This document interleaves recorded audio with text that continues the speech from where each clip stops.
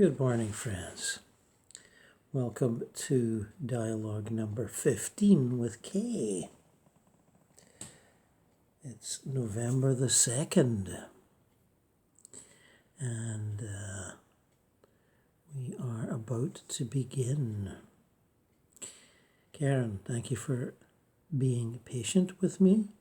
I was in two minds about things to do tonight, and you were, I think, seeing into my ultimate action, which is this. Yes, Gordon, I was. I could see you faltering between one thing and another, and I thought, no, just wait and he'll come around. So here we are again, interacting between the planes, showing how determination and focus can bring the two planes together, or at least elements of the two planes, and that those elements being yourself and myself.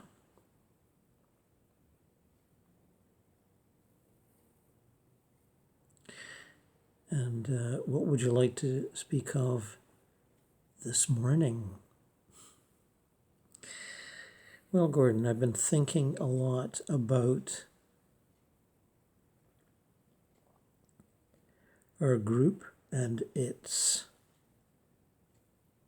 agendas, the things we would like to do, and the things which I am an active part of. And I'm wondering about the necessity of it all. Do we really need to hurry people along? Do we really need to expand the understanding and conception of souls? Do we have a right to interfere with their journey?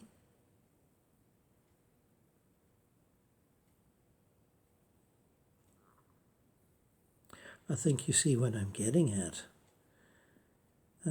Yes, Karen, I understand. You feel more advanced than some, and you would like to, you and your fellows, your friends, your comrades, would like to move them on up a level or two. Help them see a broader vision of what's going on and what their part in what's going on could be. But now maybe you're wondering if it's all just assumption and arrogance on your part. Do you really have something to contribute to the journeys of these people that they could not do under their own steam? I've faced this sort of thing in this life and past lives.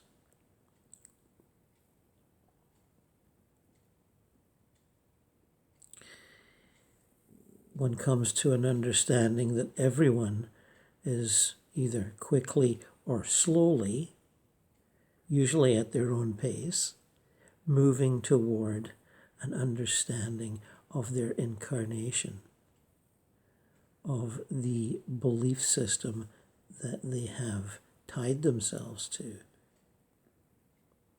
of the families and societies in which they play an active part.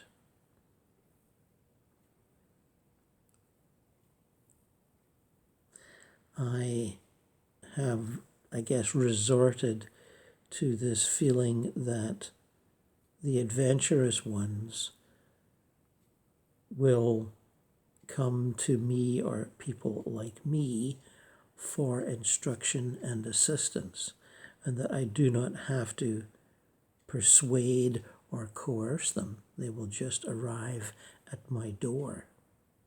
as they did in past lives, and sometimes by letter, and now, of course, by email. And I am resigned myself to waiting for that approach and participating in the development that is desired by those who contact me, or the development that they think they desire. So Karen, are you willing to wait for people to contact you, or do you and your group feel like you should be the prime movers in these consciousness expanding situations?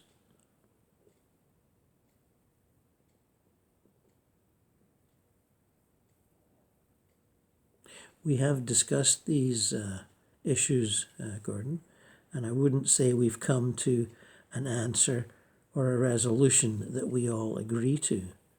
You know, it's a free will democracy, and we discuss these matters, but we recognize that we all have our individual takes on what A, we'd like to do, and B, what could possibly be accomplished.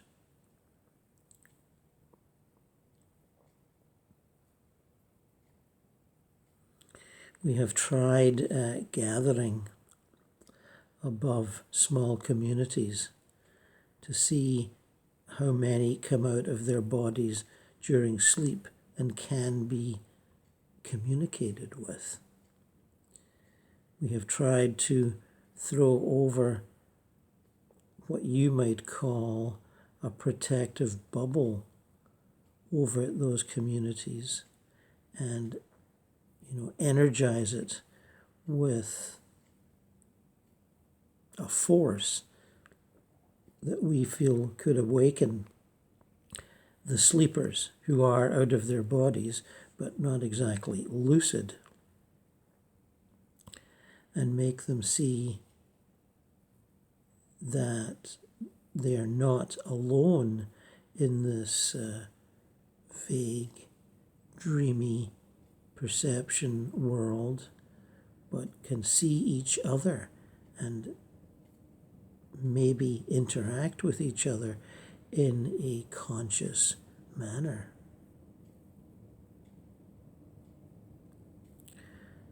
So when you practice that exercise, Karen, what is your experience? Well, we watch and we see that only some are affected by what we think of as an energy boost, a vibration alterer, a vibration increase that we are engineering.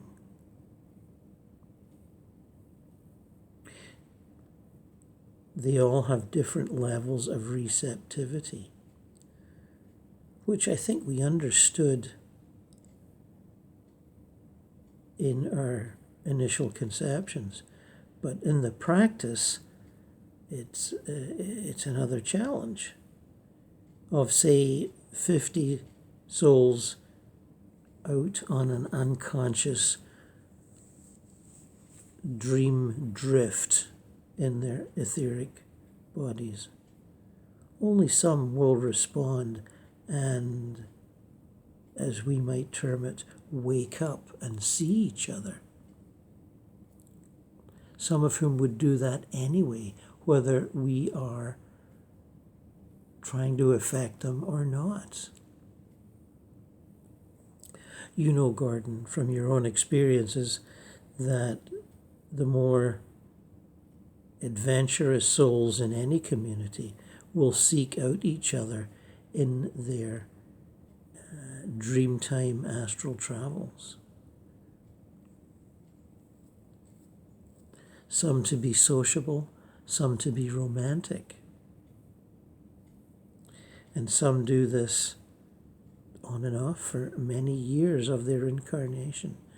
And their dream world experiences can go on for years without interfering with their physical world experiences.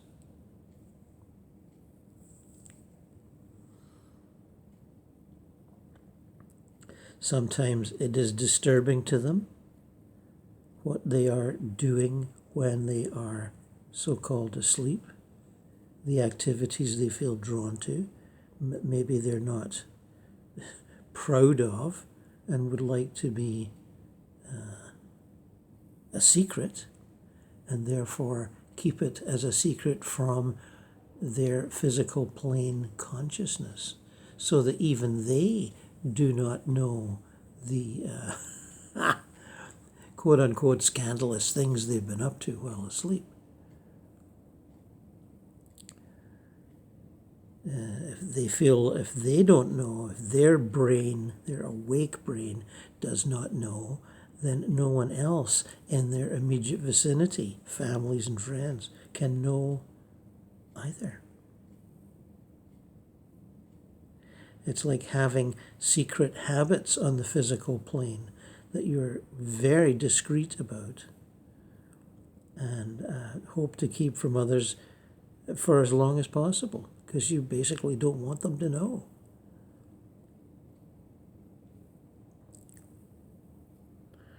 So we find that, as you would say, replicated in the dream world. Some we manage to awaken completely. They're half awake. Our energies make them really awake. And they ask us what we're doing. And sort of pleasantly surprised, oh, it's you folks again, type of thing. And we ask them if they'd like assistance in getting anywhere. And they look a little puzzled, and some look a little puzzled, some twig on right away. And we escort them to wherever they want to go on the astral plane. Often it's deceased loved ones, of course, grandparents, uncles, aunts, nieces, the extended family.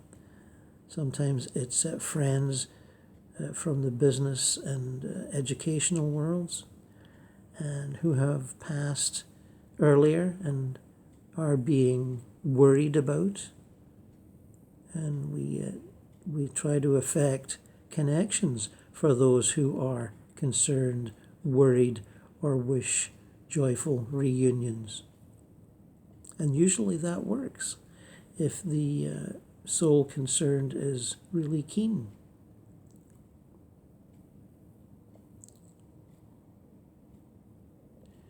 I guess, Karen, you take different forms and attitudes depending on how those souls want to see you, want to think of you. Yes, for some we're guides, for some we're mysterious friends, for some we are angels. The smorgasbord of choices here. They see what they want to see. And if some think, if they come from a narrow religious framework that we're up to no good, that we might be demonic, and they won't come with us at all. And but some of us have learned to play the religion game, especially if they were caught up in it themselves when they were alive. Some appear as ministers, priests, nuns, the conventional religious uniform, if you like, uniform and attitude. And that can work very well. We have to get over this notion that we're, not being entirely honest with people, that we're being little tricksters. But we mean well, we want to help people, so we feel that it's justified.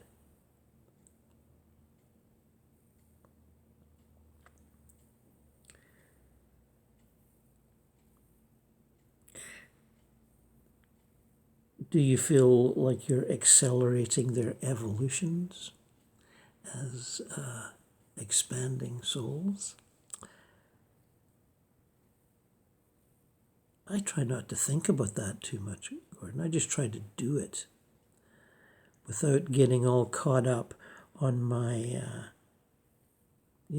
accomplishments or my abilities, which I obviously have a few at this point, but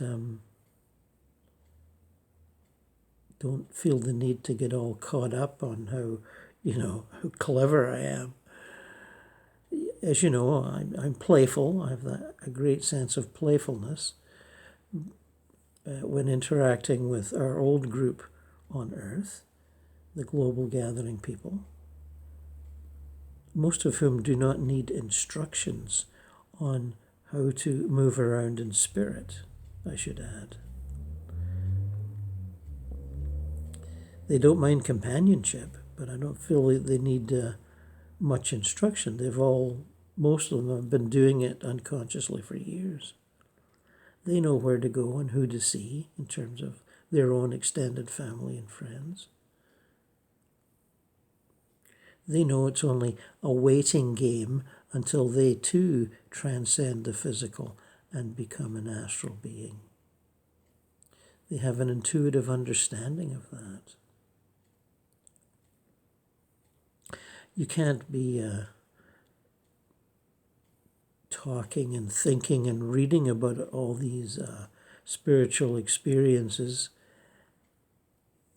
that are available to the questing souls without actually doing it while you're asleep. One thing leads into the other. You're talking about it and reading about it because you're doing it. Okay, Karen, I'm with you on that one. I'm very with you on that one.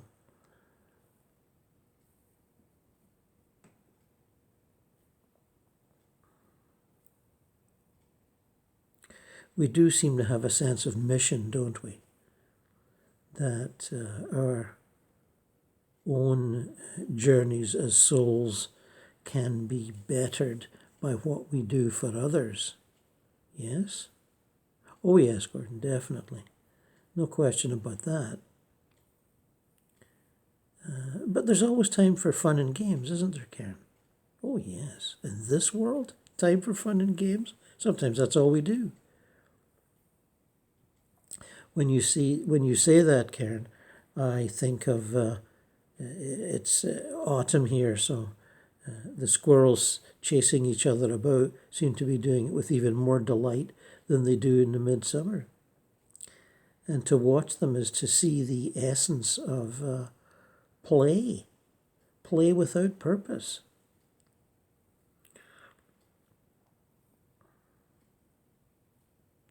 So if you wish to indicate to me that purposeless play for joy and pleasure is what takes up some of your quote-unquote time in your new world, then I'm happy to hear it.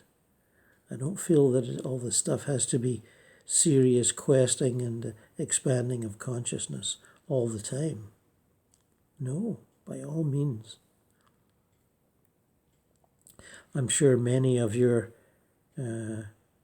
colleagues and companions have had challenging lives here in the physical and deserve a bit of an astral holiday. So, more power to you.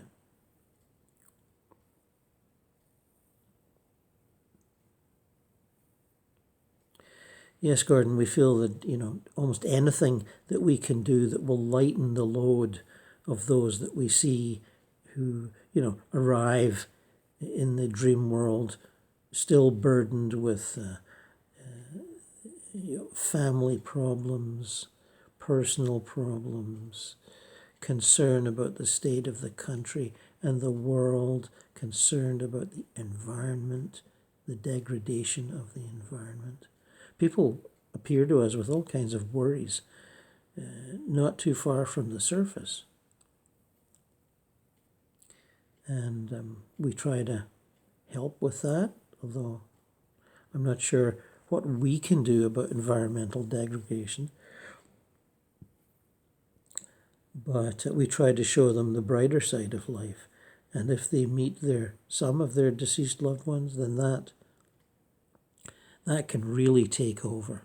The joys of family reunions are heartbreakingly beautiful to witness, and we see them a lot.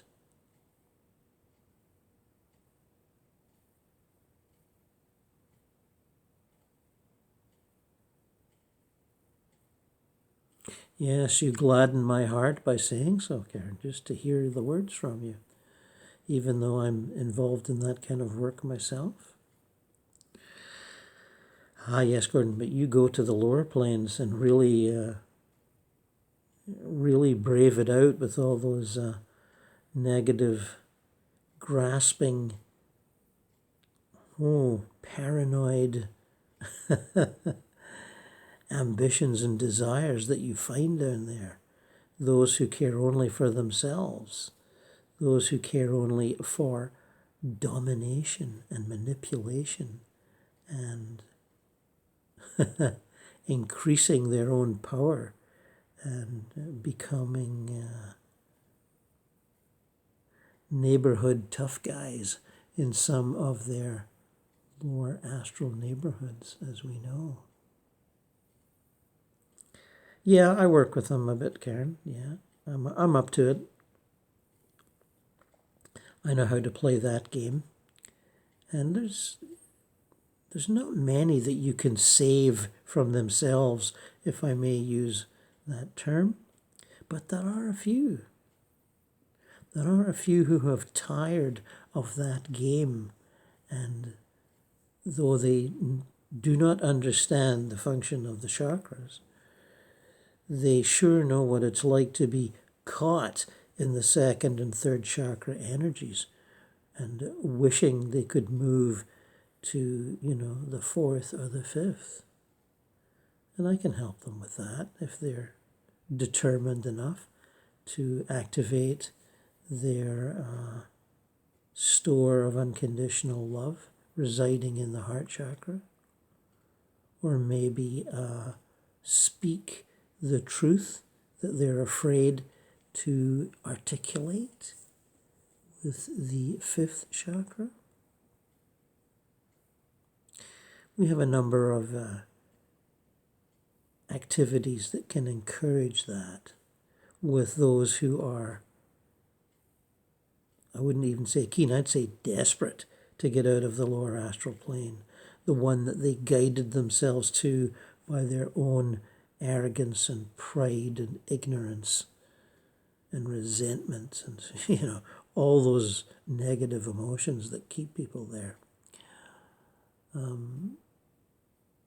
It seems to me like they have a store of that stuff in their back pocket, and once they've used up all the supplies of negative energy, they're kind of a balloon with no air in them. And if you time your move right, you can get in there and make appropriate suggestions that will pull them away from the vibration that they have become so attuned to over whatever years, if you like. There's many souls who are in the lower astral who have yet to get away from the horrors of World War II, whether as aggressors or victims, or even a bit of both. And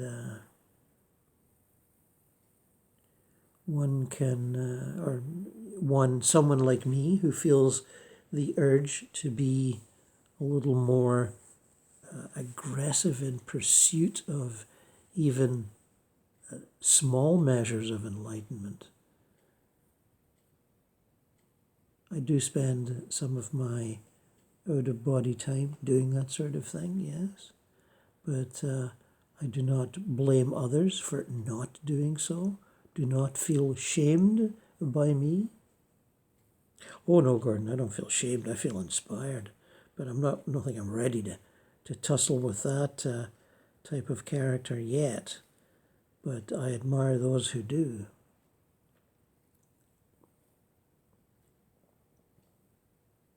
Karen, I have the feeling you've been working with a few suicides. Yes, no, there's a situation I do feel tempted to work in. And it can be very much a one-on-one situation.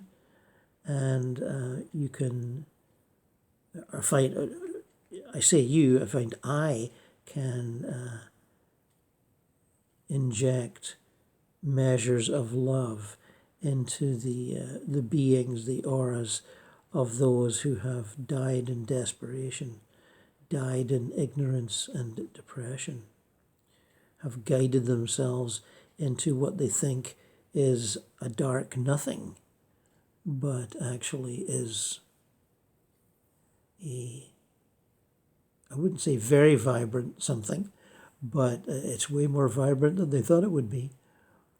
And you can enter what they think is brain activity, dreams from brain activity. And there's plenty of, agnostics and atheists that make that assumption, that what they're experiencing, the misty vagueness of what they might be experiencing in their suicide bubble is just the brain slowly dying. But of course we know that's not the case. So I do find I have some abilities in that direction. Not the real nasty ones, that you deal with. More the sad children.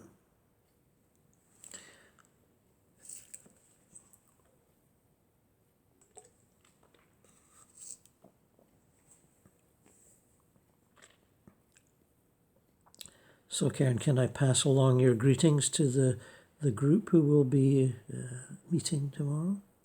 Oh, yes, Gordon, please do. Please give them my love and whatever bits of joy you can extract from my presence right now. Well, I can certainly feel it, Karen. You've got that bubbly,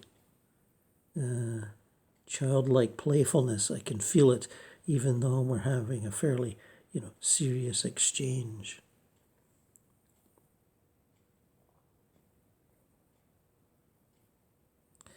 Yes, Gordon, as I'm talking to you, I remember the times when we've done a bit of dancing, or you've joined our group and we're dancing. And you can be as playful as the next one, I can tell. I said, yes, Karen, I can do that. And I don't see why not. The pleasures of life in the astral are never to be denied or passed over in any kind of organized, serious activity. You can study and you can play. Or you can watch others playing, as I often do with my love of music.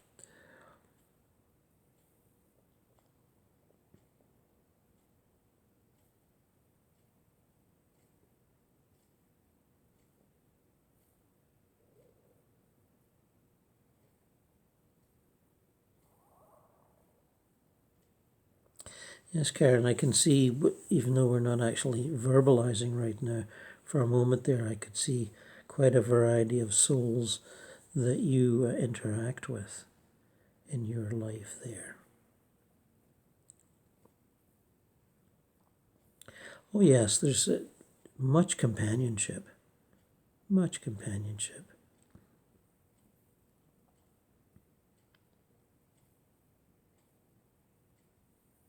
Do you feel your astral life is the reward for the struggles on earth? Yes. Yes, I do, we do. And we've been through the cleansing fires of experience and have arrived here as, oh, I don't know what phrase to use, Gordon. How about, here's one, Karen. How about souls burnished with striving? How does that sound? Yes, that'll do, Gordon. That'll do. Thank you for that. Souls burnished with strivings.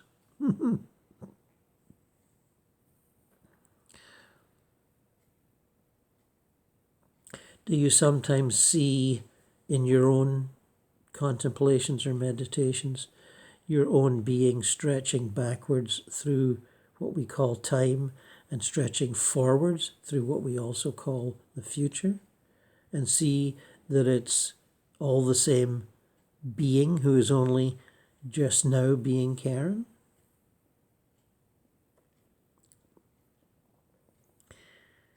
I understand the concept, Gordon, but I don't know if I've had that experience. But I will keep it in mind as something to be played with later on.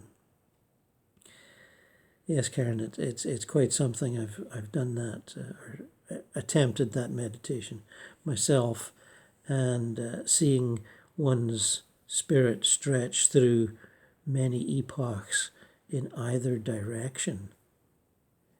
Going from primitive times on Earth to much more sophisticated societies later on.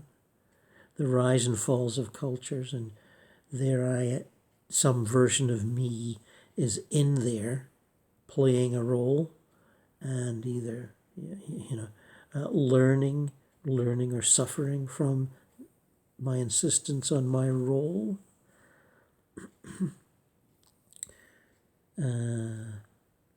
It's, if you can grasp it in a contemplation, in a few quiet moments, it's really quite elevating to your understanding of yourself.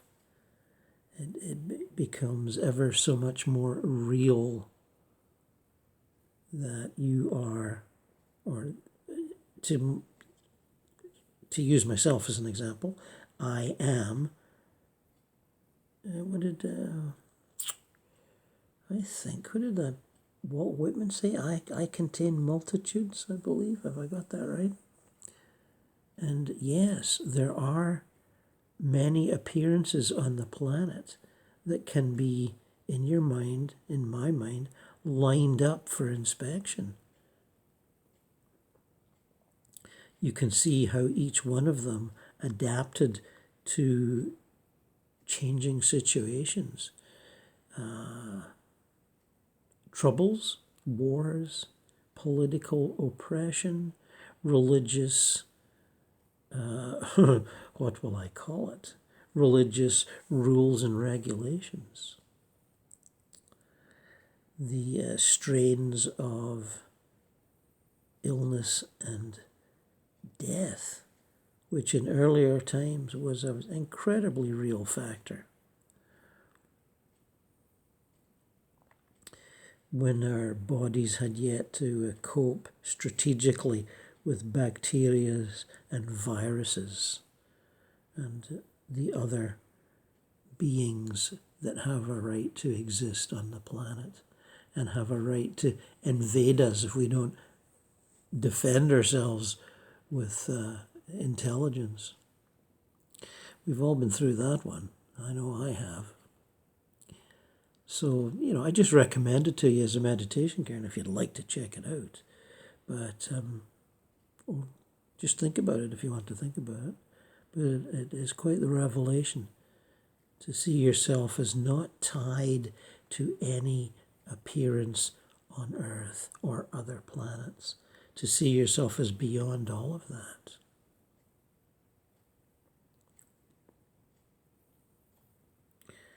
So then, Gordon, when you see yourself like that, do you have any definition at all of who you are?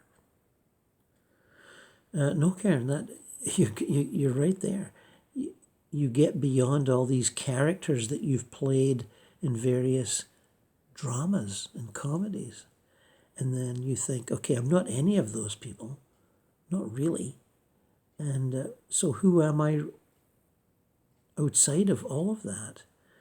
And then the more I've pursued it, the less of an answer I can get. You become more and more amorphous, invisible.